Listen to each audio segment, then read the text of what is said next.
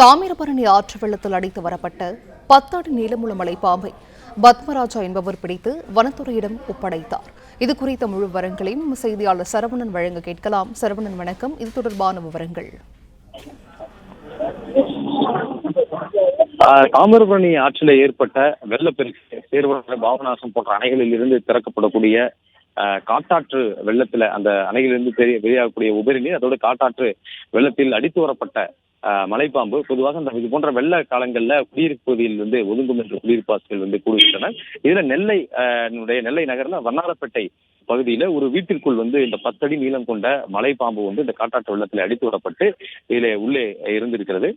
நேற்றெல்லாம் இந்த பகுதி முழுவதுமாக இந்த வீட்டிற்குள் யாரும் வர முடியாத நிலையில சற்று தாமிரபரணி ஆற்றில் வெள்ளம் குறைந்ததனால அந்த வீட்டிற்குள் பொருட்களை பார்ப்பதற்காக சென்றிருக்கிறார்கள். அப்பொழுது வீட்டினுடைய கதவை திறந்து உள்ளே 10 அடி நீளம் கொண்ட அந்த மலைப்பாம்பு இருந்தது. உடனடியாக தீயணைப்புத் துறையினருக்கு தகவல் தெரிவித்து மீட்பதற்காக தகவல் தெரிவித்திருக்கிறார்கள். என்ற பொழுதும் தீயணைப்புத் துறையினர் பல்வேறு இடங்களில் மீட்பு பணிகளில் இருப்பதனால் அவர்களால் இந்த பகுதிக்கு உடனடியாக வர முடியவில்லை. எனவே அந்த பகுதியைச் சேர்ந்த பத்மராஜன் என்பவரே அந்த மலைப்பாம்பை பிடித்து தற்பொழுது வனத்துறையிடம் ஒப்படைத்திருக்கிறார். வனத்துறையினர் கொண்டு சென்றுள்ளனர்.